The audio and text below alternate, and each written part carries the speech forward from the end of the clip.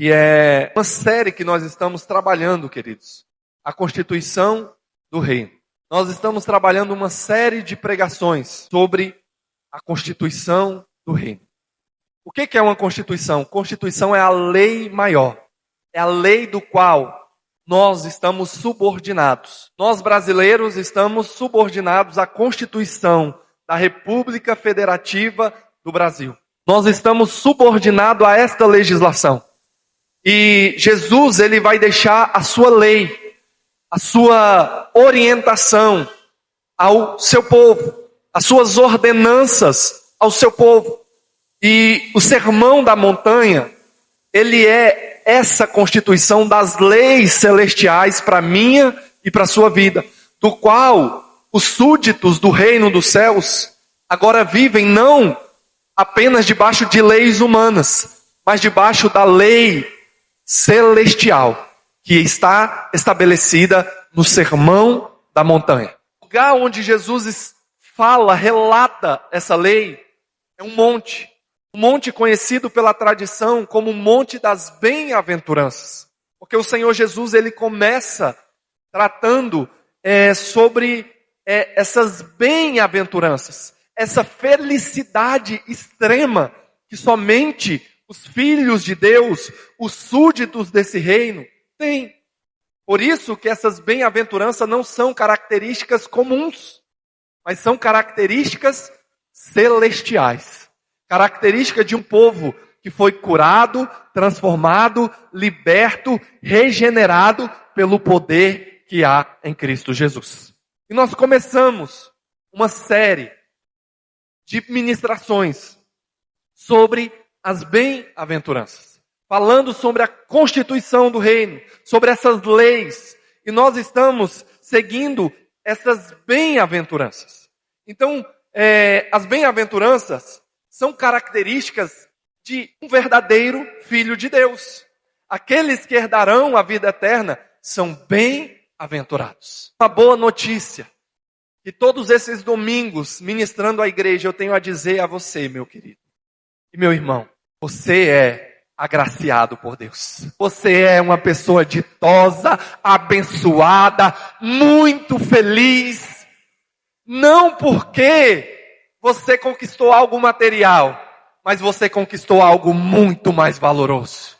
Porque Jesus salvou a tua vida, Jesus mudou a tua história, Jesus te libertou, te curou, te transformou, e hoje você é um filho e uma filha de Deus. Estamos debaixo dessa lei, da palavra de Deus. A própria palavra de Deus vai dizer: a tua palavra eu guardei no meu coração, a tua lei eu guardei no meu coração, para eu não pecar contra ti. Então, queridos, nós devemos compreender a legislação do reino, porque o meu povo perece por falta do conhecimento. O meu povo se perde por falta de conhecimento. E o Senhor Jesus vai dizer: e conhecereis a verdade, e a verdade vos libertará. E quem é essa verdade? Jesus, ele é a verdade. Ele vai dizer: eu sou o caminho. Eu sou a verdade. E eu sou a vida. Então, querido, Jesus, ele nos chama a compreender as leis celestiais desse reino. Por isso, a grande relevância de termos o Sermão da Montanha massificado nas nossas mentes e nos nossos corações. Compreendermos essas verdades de Deus para as nossas vidas. Porque nós devemos compreender a palavra dele para não pecar contra ele. Nós, cidadãos da República Federativa do Brasil, sabemos que não podemos matar. Por quê? Porque tem uma lei específica falando que se eu matar, eu estou transgredindo uma lei. Eu estou cometendo um crime. Eu vou ser penalizado e por isso eu não faço isso. Por quê? Porque senão eu vou estar transgredindo a legislação humana. Mas Deus agora estabelece as suas leis. E os filhos de Deus devem conhecer as leis do Deus Todo-Poderoso. E aí ele vai dizer que nós somos bem-aventurados. E Jesus vai fazer esse paralelo do que Moisés recebeu do Senhor. Nós sabemos que a nossa legislação brasileira, ela é baseada em uma lei que foi dada por Deus. Porque em lugar nenhum vai dizer não matarás. Apenas na palavra de Deus. Então não matar é uma lei derivada de uma ordem, de uma lei estabelecida por Deus a Moisés lá no Monte Sinai. Deus chama Moisés, Moisés, sobe para cá, Moisés.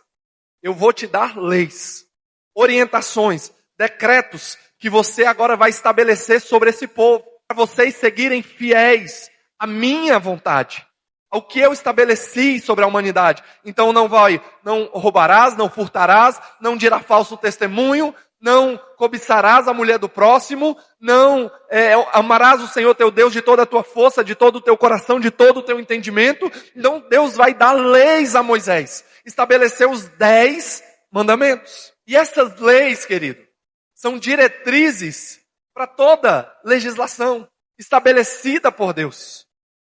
Então nós, na nossa sociedade natural, nós entendemos e compreendemos essas leis.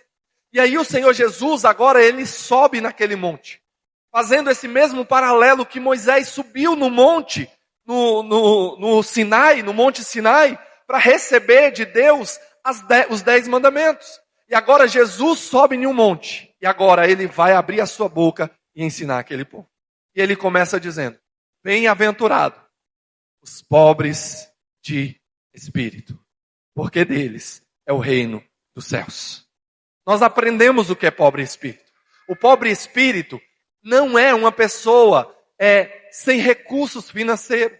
O pobre espírito não é uma pessoa que passa necessidade. Não. O pobre espírito é aquele que olha para dentro de si e vê, Senhor, eu sou um miserável pecador. Eu não mereço a graça e a misericórdia do Senhor. Eu não sou digno de lavar os teus pés. Eu não tenho mérito algum no que eu faço, Senhor. Mas tem misericórdia de mim, pecador. O pobre espírito é aquele que reconhece que ele só é salvo não por mérito, mas ele só é salvo pela graça de Deus. O apóstolo Paulo, ele vai escrever e vai dizer, pela graça sois salvos, mediante a fé. Isso não vem de vós.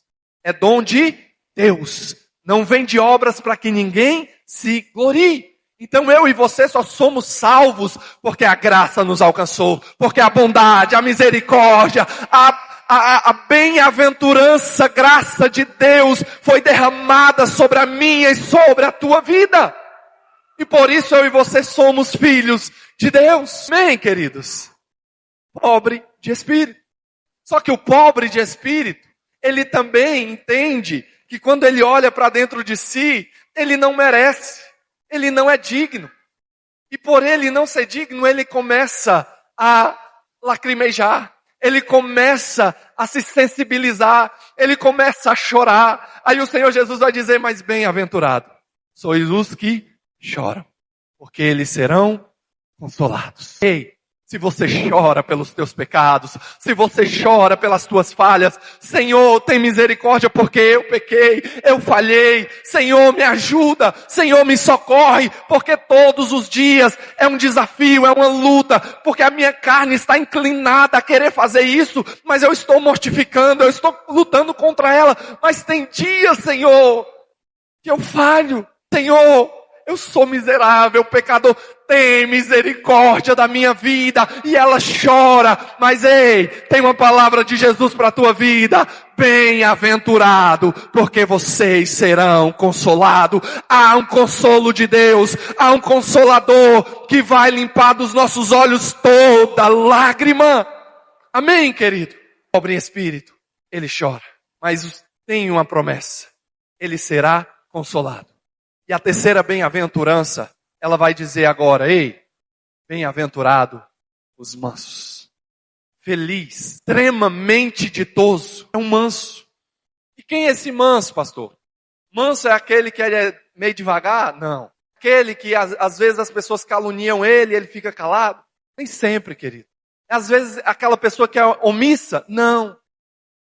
O Senhor Jesus vai dizer que os mansos é aquele que domina as suas faculdades mentais, intelectuais, domina os seus impulsos as suas inclinações, agora ele tem o Espírito Santo dentro dele e agora ele tem o domínio de Deus na sua vida. Então é uma pessoa equilibrada, uma pessoa que em tudo que ela faz com moderação, com equilíbrio. Ela glorifica a Deus através da sua vida, em tudo. Ela faz da melhor forma para a glória de Deus, ela entrega o seu melhor. É como o apóstolo Paulo diz, ela é firme, mas ela também é constante. Não é uma pessoa que começa hoje e para. Não é uma pessoa que não finaliza os ciclos da vida. Porque tudo que Deus estabeleceu sobre as nossas vidas, querido, é importante nós fecharmos os ciclos. Nós irmos até o final, nós concluirmos aquilo que Deus colocou sobre as nossas vidas. Amém, igreja? Esse é o manso. Uma pessoa equilibrada, temperada, uma pessoa constante, uma pessoa que está enraizada na verdade de Deus. Amém? Então as bem-aventuranças não são qualidades naturais. Elas são qualidades espirituais. Elas são qualidades do nascido de novo. O mundo não tem as bem-aventuranças. O mundo não é feliz. De forma que eu e você somos felizes. Por quê, pastor? Porque eu e você achamos um grande tesouro. Porque eu e você fomos alcançados por essa irresistível graça de Deus. Amém, queridos? Eu fico muito feliz em saber que o Evangelho, a bondade, a misericórdia do Deus Todo-Poderoso alcançou a mim, a minha casa, os meus irmãos, e nós podemos agora dizer que Ele é santo, que Ele é digno, que Ele é o dono das nossas vidas. Amém? Bem-aventuranças são qualidades do Filho de Deus. Então nem todos são filhos de Deus, querido. Porque se você falar para algumas pessoas no mundo, todos vão dizer, não, eu sou filho de Deus. Você vai pregar para alguém e vai falar, ó, os filhos de Deus vão ser salvos. Mas a pessoa vai dizer, não, mas eu também sou filho de Deus. Jesus vai dizer, os meus filhos, eles guardam os meus mandamentos. Aquele que me ama, guarda a minha palavra, guarda a minha lei. E nós estamos estudando aqui a lei de Deus. Então os filhos de Deus é diferente da criatura de Deus. Criatura é todo aquele que foi criado por Deus. Mas filho é aquele que tem herança, é aquele que tem um anel no dedo, é aquele que tem novas vestes, é aquele que mora na casa do Pai. Esse é o filho. E como é bom nós chegarmos na casa do nosso Pai, né, queridos? Na casa do nosso Pai nós temos liberdade. Quando nós chegamos na casa da mãe e do pai, a mesma coisa, a gente está entrando na nossa casa. Né? Por quê? Porque temos liberdade. E aqui o Senhor Jesus diz, ei, vocês têm liberdade de adorar, vocês têm liberdade de pedir, vocês têm liberdade de dizer, Senhor, tem misericórdia, me ajuda, me socorre, tem, Senhor Jesus, misericórdia dos meus familiares, Pai, eu preciso da intervenção do Senhor, e Ele é um Pai bondoso que cuida de nós. Amém? E hoje nós iremos tratar sobre essa quarta bem-aventurança. Falaremos sobre essa quarta qualidade de um salvo, de um bem-aventurado. Então, bem-aventurado, no verso de número 6, né, verso de número 6, Mateus 5, verso de número 6, ele vai dizer, bem-aventurado os que têm fome e sede de justiça. O Senhor Jesus começa dizendo, ei, bem-aventurado os que têm fome e sede de justiça. Quem são, então, essas pessoas que têm fome e sede de justiça? A palavra, para a gente entrar agora na parte inicial da palavra, fizemos essa parte introdutória, agora vamos entrar nessa parte inicial da palavra. No grego, fome é descrito como pornoites. Ou seja, esse termo que Jesus usa aqui é pornoites, que quer dizer faminto. É uma pessoa que está passando fome. É uma pessoa que não tem o que comer. É uma pessoa que está há mais de um mês sem colocar nada na boca. Não sei nem se tem como ficar vivo. Eu acredito que não, né? Tem? Amém? Pessoal da saúde aí? Quanto tempo? Né? Mas a palavra aqui vai dizer sobre essa pessoa faminta. É como se a pessoa tivesse se perdido em uma ilha deserta. E ela foi ser perdida. E ficou ali alguns dias. E não tinha nada o que comer naquele lugar. Só que um dia ela foi achada. Um dia aquela pessoa foi encontrada. E agora aquela pessoa está faminta. Ela precisa saciar a sua fome. Jesus também vai dizer sobre a sede, que é dipsontes no grego. É difícil a pronúncia, mas é dipsontes, que quer dizer sedento, morrendo. É uma pessoa que está com a boca seca. Ela está num deserto, caminhando no deserto. E ela olha e começa a ter alucinações. Começa a ver, um oásis naquele deserto. Ela começa a querer, a desejar, a pensar sobre como ela vai saciar aquela sede que ela está tendo. E aqui é o que Jesus simboliza. É o que Jesus está falando. É como Jesus representa a sede e a fome que essas pessoas têm. São pessoas famintas, sedentas. Pessoas extremamente necessitadas comer e beber. Amém? Então representa essa necessidade física de sobrevivência. Metaforizando para indicar uma dependência espiritual desesperada de Deus. Jesus usa essa metáfora para dizer, ei, você espiritualmente tem que ser sedento e tem que ser faminto. Ei, é uma metáfora dizendo, ei, vocês precisam vir na fonte de água, na fonte que você nunca mais vai ter sede. É uma pessoa que está precisando de um pão e ele diz, eu sou o pão da vida. Venham a mim, eu tenho o que vocês precisam para saciar a vossa sede. Eu tenho a água da vida, eu sou o pão do céu. Eu mato a fome de vocês. Então o Senhor Jesus, Ele vai dizer que nós estamos nesse estado. O bem-aventurado é aquele que está nesse estado. De fome, de faminto, sedento por Deus. Mas é bem-aventurado o que tem fome e sede de justiça. E a justiça também aqui no grego é dikaiosnes. Justiça de Deus. Dikaiosnes, justiça de Deus, é o padrão divino, ao relacionamento correto com Ele, em conformidade com a sua vontade. Não é justiça humana, mas é o padrão de Deus de justiça. Não é a justiça do STF desse país. Não é a justiça das cortes deste país. Não é a justiça das instâncias estabelecidas sobre o mundo, sobre essa geração, não. É a justiça do Todo-Poderoso. Ei, bem-aventurado o que tem fome e sede de justiça, porque o padrão do nosso Deus de justiça é uma justiça que não falha. O homem natural pode achar que está deturpando a verdade de Deus, mas ei, todos nós prestaremos conta diante do tribunal de um Deus que é justo. Porque a palavra de Deus vai dizer que justiça, ela é a base do trono de Deus. Equidade e justiça, igualdade e justiça é a base do trono do nosso Deus. E todo ser humano vai estar prestando conta diante desse Deus. Amém, queridos? Então, são pessoas que têm fome e sede de justiça. São pessoas que desejam intensamente a retidão a Deus. A santidade moral da justiça e a justiça social. Eles reconhecem suas necessidades espirituais, não se conformam com a opressão e buscam a reconciliação com o Criador, sendo satisfeito pela vontade divina. São pessoas inconformadas. Lembra lá de Romanos 12, 2?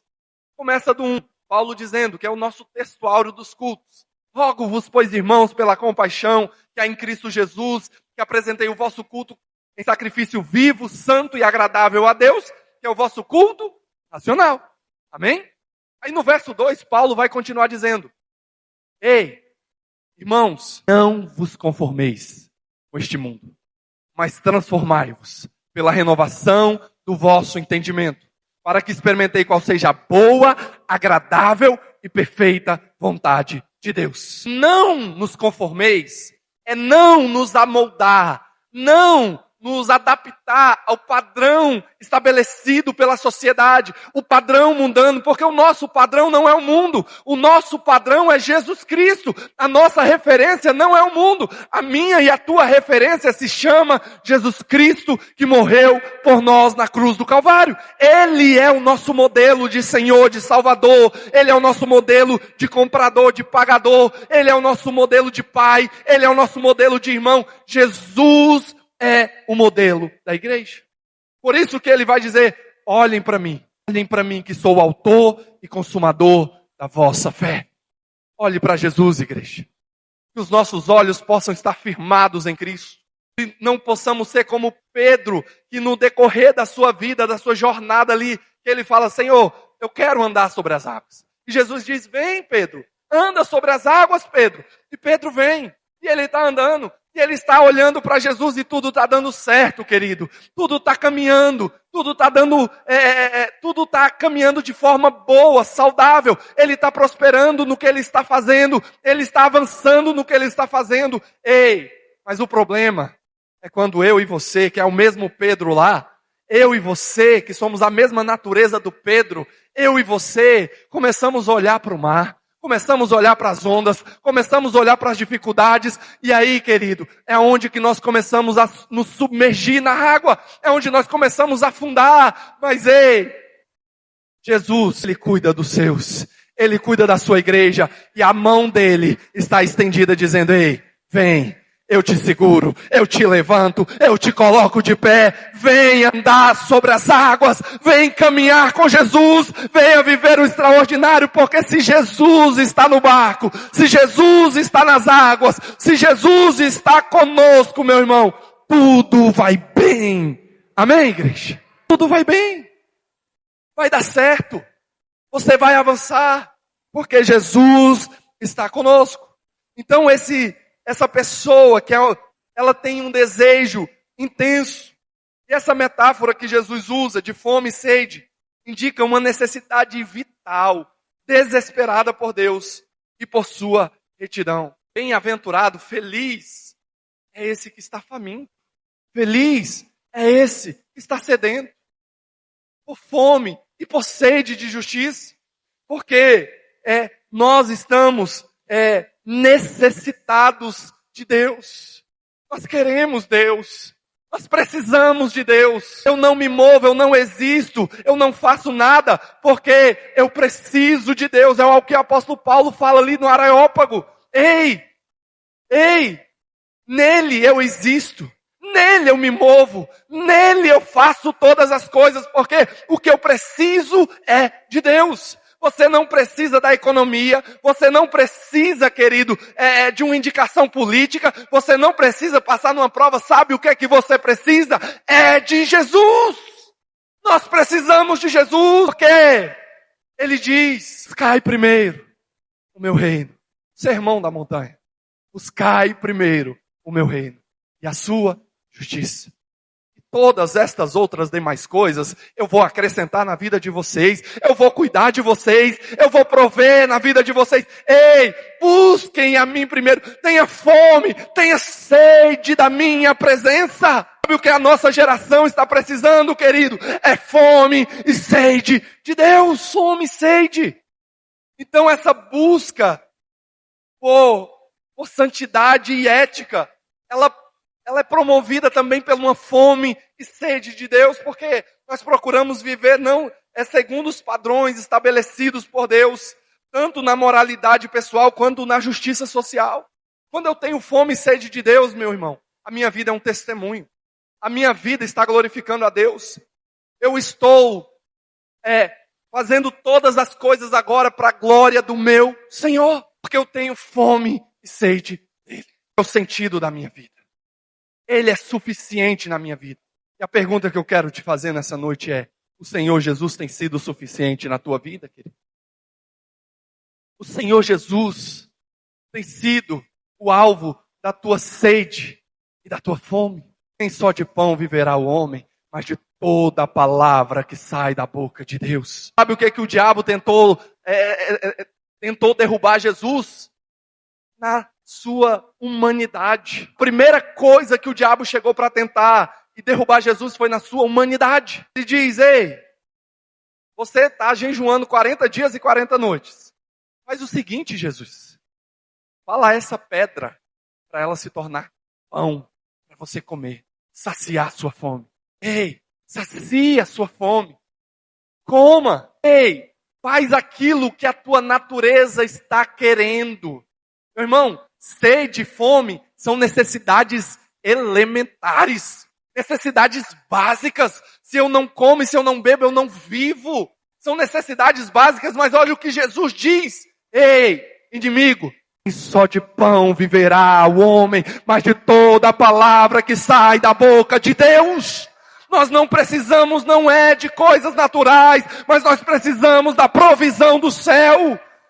Da palavra de Deus para mim e para a sua vida. Pastor, então quer dizer que eu vou viver totalmente sem precisar fazer? Não estou falando sobre a nossa vida natural, e Jesus aqui também não está falando. Nós devemos batalhar pela vida. Mas é em primeiro lugar, querido, é a intenção do nosso coração. Primeiro, o reino do nosso Deus. Amém? Nós também, o que tem fome e sede de justiça, ele tem uma indignação contra o mal.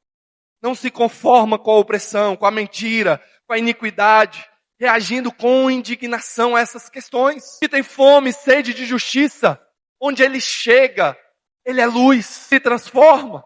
Jesus mais à frente vai dizer, vocês são sal da terra, vocês são a luz do mundo. Ei, vocês são o padrão que o mundo precisa para se voltarem a mim. Vocês são as minhas testemunhas, são os meus representantes. Então vão agora e sejam fiéis. Glorifique o Pai de vocês. Tenham fome e sede de Deus. Todo ser humano tem esse desejo de fome. E por isso, essa bem-aventurança vai tratar do que nós desejamos. Aonde está firmado a nossa vontade. Para eu saber se sou salvo, primeiro, eu tenho que ser regenerado. Só que essa bem-aventurança, ela mostra se de fato eu sou um filho de Deus. Você quer saber se você é salvo? Primeiro, você precisa que o Espírito Santo te regenere, mude a tua vida, mude a tua história. E, primeiro, eu sou regenerado e eu sou convertido pelo Evangelho. A conversão não é apenas o batismo nas águas. A conversão eu não sou salvo porque eu sou batizado em águas, não, querido. É porque o Espírito Santo entrou na minha e na sua vida e nos transformou. Eu e você somos uma nova criatura. O ladrão da cruz está ao lado de Jesus e se arrepende e fala, Senhor, tem misericórdia de mim. Senhor, eu pequei, eu falhei, eu mereço a morte. Eu mereço, tem misericórdia da minha vida. E o Senhor Jesus vai olhar para ele e dizer, ainda hoje estarás comigo no paraíso. Jesus não disse, desce, batiza e agora você vai ser salvo. Não, ele disse, ainda hoje. Ei, houve uma regeneração, houve uma transformação. Agora aquele homem se tornou um filho de Deus. Sim, eu e você somos salvos pelo Evangelho. Pelo Espírito de Deus que nos regenera. E o Evangelho, quando nós entendemos o Evangelho, agora o Espírito Santo nos convence, e agora eu e você somos uma nova criatura em Cristo Jesus, e agora eu participo da igreja do Senhor, e agora eu faço parte do corpo místico de Deus nessa terra, e nós iremos morar com o nosso Pai. Então eu não sou salvo pelo batismo às águas. Eu não sou salvo porque eu tomo Santa Ceia. Eu não sou salvo porque eu tenho um ministério. Eu não sou salvo porque eu morro pelo Evangelho. Não. Você é salvo pela graça de Deus. Você é salvo pela bondade e pela misericórdia de Deus. Amém, queridos? Não é mérito nosso.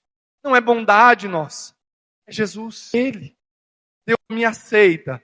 E Deus só te aceita por causa do seu Filho, Jesus Cristo. Porque o único que Deus aceita é Jesus. Por isso que ele diz, ei, Deus me aceita. E agora eu estou fazendo um caminho Se vocês estiverem comigo, em mim, se a minha palavra estiver em vós, se vocês são meus filhos, ei, eu sou o caminho, e Deus vai os aceitar, porque eu justifico vocês, eu limpo os pecados de vocês, eu purifico vocês, porque vocês são os meus filhos. Amém, queridos? Então, para ir para o céu, tem que acontecer isso.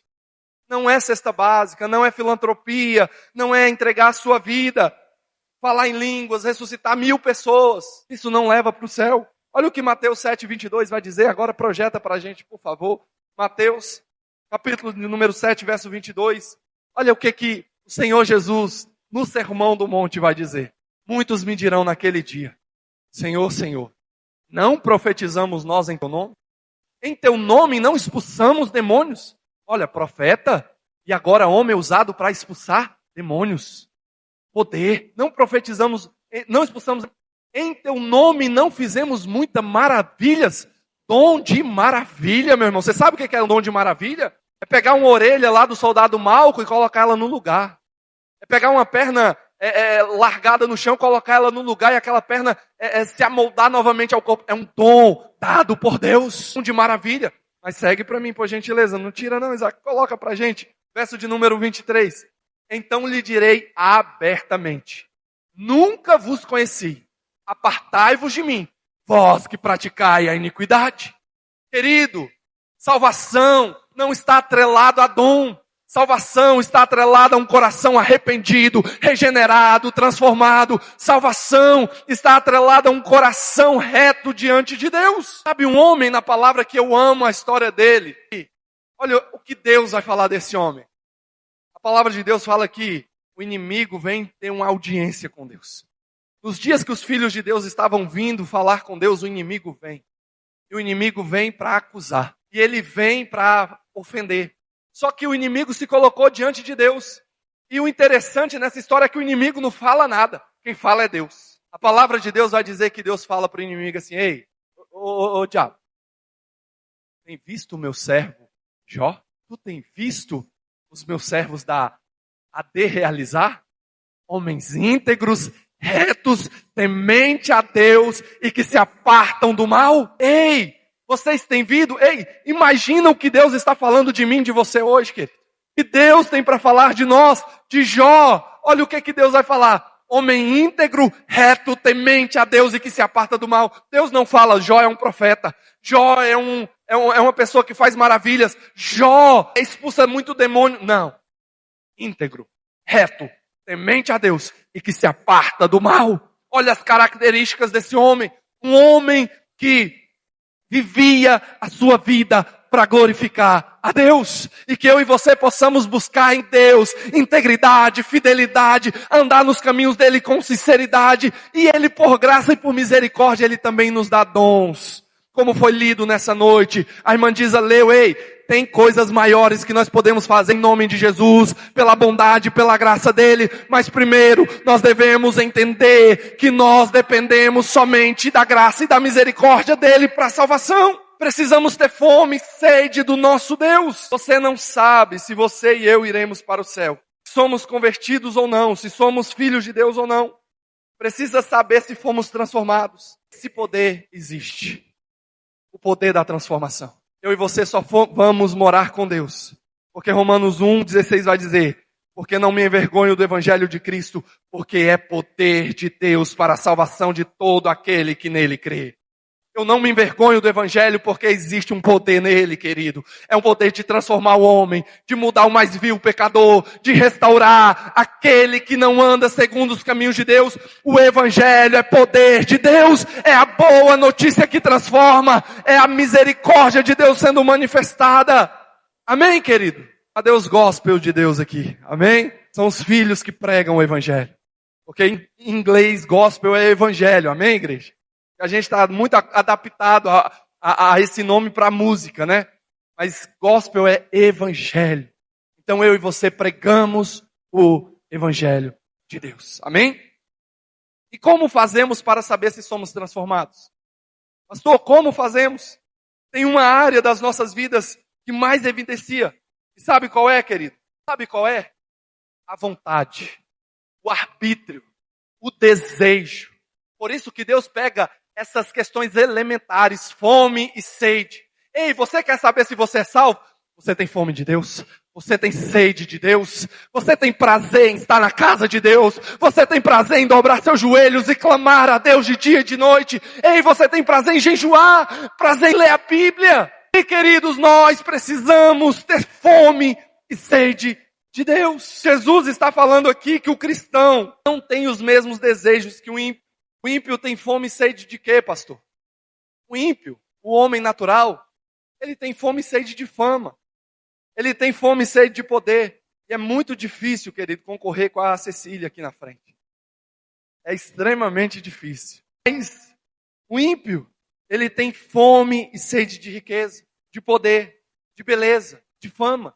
Esse é o padrão que o mundo está atrás. Que o mundo quer conquistar. Qual é o sonho dos jovens? Eu quero ser reconhecido. Qual é o sonho das pessoas? Eu quero conquistar um degrau a mais no meu emprego. Eu quero que todos me reconheçam. Eu quero ter maior rendimento. Eu quero que minha estética seja melhorada. Eu preciso fazer um botox. Eu preciso tomar um Monjaro. Eu preciso fazer alguma coisa. Porque é um padrão terreno. É o padrão que o mundo está voltado para ele. Mas o regenerado não, querido. O Filho de Deus. Não estou dizendo que o equilíbrio dessas coisas é errado de forma nenhuma. Mas o Filho de Deus, ele tem desejo pelas coisas de Deus. Ele tem desejo em como agradar a Deus. Ele tem desejo que vem do céu. Ele sonha com as coisas, não com as coisas materiais, e sim sonha com as coisas espirituais. Ele sonha em Deus, usa a minha vida, me fortaleça, me dê graça, sabedoria. Ei, Deus, me reveste com o capacete, com a couraça, com o escudo. Ei, Senhor, que eu venha ser um soldado valente e valoroso para o teu reino. Que eu venha ter fome e sede do Senhor, Pai. Nós precisamos voltar ao princípio do Evangelho. Fome e sede de Deus. Vem para a igreja. Ele está na casa de Deus. E ele ama estar na casa de Deus. Olha o que o texto diz, agrada-te do Senhor e Ele realizará o desejo do teu coração. O salmista, ele vai dizer, Salmos 37, verso 4, o versículo orienta ao encontrar prazer e contentamento em Deus, alinhando sua vontade com a dele, Ele realizará o desejo mais profundo do teu coração. Então o nosso desejo, querido, não é o desejo do mundo. Ei, olha o que o salmista está dizendo, agrada-te do Senhor. Ei, dependa do Senhor, ame ao Senhor, cumpra os mandamentos do Senhor, agrada-te ao Senhor e Ele vai satisfazer o desejo do teu coração. Sabe por quê, querido, que Ele vai satisfazer o desejo do teu coração?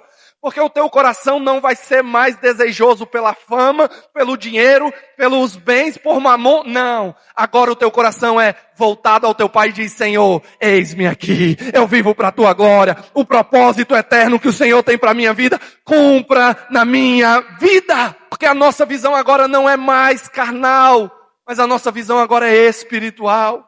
Nós sabemos que tudo isso aqui é transitório, passageiro. Daqui 100 anos esse pastor não vai estar mais aqui. Você não vai estar mais aqui. Mas ei, tem uma promessa que aquele que crê em mim viverá eternamente. Jesus diz, aquele que perseverar até o fim, dar-lhe-ei a coroa da vida. Então, querido, vale a pena ser fiel. Vale a pena entregar as nossas vidas por completo a Deus. Nós estamos falando de vida e morte. Eu e você vivemos para a vida. A nossa esperança é a sua vinda. A nossa esperança é saber que Jesus virá e nós iremos morar com Ele na eternidade. Tem um hino que nós louvamos. O negócio que eu com música é uma bênção, né? Mas a gente louva assim. Nossa esperança é sua vinda. O Rei dos Reis vem nos buscar. Nós aguardamos Jesus ainda, até a luz da manhã raia. Nossa esperança é sua vinda. O Rei dos Reis vem nos buscar. Nós aguardamos Jesus ainda, até a luz da manhã raia. Essa é a minha e a sua esperança, querido. a vinda do nosso Deus. Essa é a esperança da igreja.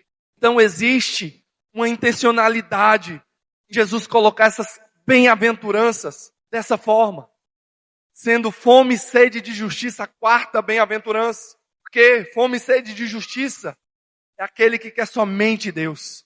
Se encher de Deus. Primeiro, o pobre em espírito. Você quer ser pobre porque você sabe que é miserável, pecador, e você chora pela sua depravação. Você agora é manso, equilibrando o seu corpo, mas agora você tem fome e sede do Deus Altíssimo. Jesus vai colocar isso aqui de forma intencional, para minha e para a sua vida, falando: ei, tenha sede, me busque, estejam dispostos a se deliciar no pão da vida, a comer do meu pão, a beber do meu cálice, a ter parte comigo. Vem beber da água da vida, como ele disse para a mulher samaritana ali naquele poço. Ei, aquela mulher estava levando um cântaro ali, uma água que iria acabar, mas Jesus disse para ela: ei, se você beber da água que eu te der, você nunca mais terá sede. Jesus tem a água para matar a minha e a sua sede. Ele é o pão que desceu do céu. Ele é aquele que nos dá vida. Então ter fome e sede é ter desejo pelas virtudes espirituais, querido. É fome de Deus. É o salmista quando diz: assim como a coça, ela anseia pelas águas, a minha alma tem fome e sede do Deus vivo. Eu tenho fome de Deus. E ele usa a corça.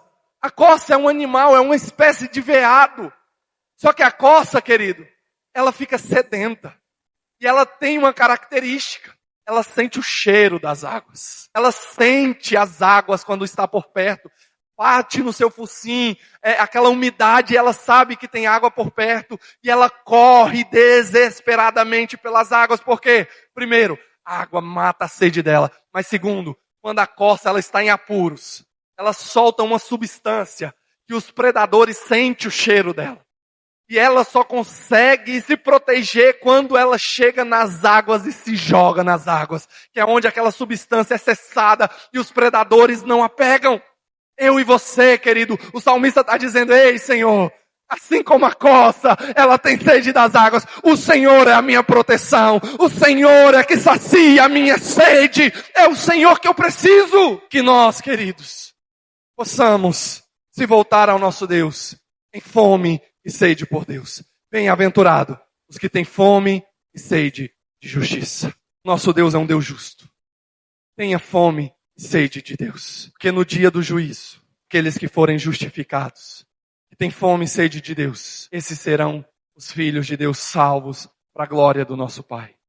E nós iremos morar em um lugar onde não há mais choro, não há mais pranto, mas a vida de Deus, a alegria de Deus, irmã Clara, para as nossas vidas. Há uma salvação de Deus para as nossas vidas. Aí a palavra vai dizer: bem-aventurado os que têm fome e sede de justiça, porque vocês serão fartos. A promessa de Deus é fartura para nós. O pão do céu, a água da vida, ei, a justiça que não se vende, não se corrompe, não tem carta marcada, ei, Ele é o reto juiz e Ele vai nos salvar. Nós não vamos nos deparar com juízes fraudulentos, não vai ter o jeitinho brasileiro, não vai ter propina, não vai ter escândalo de corrupção, ei, nada disso. O verdadeiro juiz que limpará do meu e do seu olho toda a lágrima e vai dizer: sejam bem-vindos, benditos do meu Pai. Estejam comigo. Vocês serão fartos. Alcançarão a promessa de Deus. Porque primeiro, Deus sonhou sobre a minha e sobre a sua vida algo grandioso. Eu e você não somos obra do acaso. Você não veio a essa terra por acaso. Deus projetou a sua vida. Você tem um propósito a cumprir nessa terra. Primeiro, eu entendo que eu sou filho de Deus. Segundo, que eu tenho um propósito a cumprir. Ei, tem um propósito. O propósito é fome e sede do meu Deus, viver para a glória dele. Realizar nessa terra o que Ele me chamou para realizar. Se é lá no teu emprego, realiza. Se é para ir para outro estado, vá. Se é para ir para outro país, vá. Mas glorifique a Deus em tudo que Ele te chamar para fazer. Você tem um propósito de Deus, mas tem uma promessa. Primeiro, eu entendo que eu preciso da misericórdia. Segundo, eu vivo o propósito. E terceiro, eu alcanço a promessa de Deus. Que os olhos não viram, que os ouvidos não ouviram, e o que jamais entrou no entendimento dos homens. É o que Deus tem reservado para aqueles que Ele ama. O apóstolo Paulo em Romanos 8 vai dizer que as coisas deste mundo não se comparam com a glória que nos há de ser revelada. Vale a pena, querido. Valer a pena. Tenha fome. Sede. Qual foi a última vez que você leu a palavra de Deus? A última vez que você passou uma hora em oração a Deus? Tá bom, pastor, uma hora é muita coisa. Meia hora. Pastor, é igual o Abraão, né? Vai diminuindo. Não, pastor, 30 minutos. Ou 20 minutos. 10 minutos. Qual foi a última vez que eu jejuei um dia? Eu jejuei meio dia, pelo menos. Querido, fome, sede de Deus. Todos os grandes homens e mulheres de Deus foram grandes homens e mulheres de oração. Que uma vida de disciplina espiritual. Possamos voltar ao nosso primeiro amor. E viver a nossa vida para a glória de Deus. Você entendeu essa mensagem nessa noite? Quem entendeu, aplauda o nome do Senhor.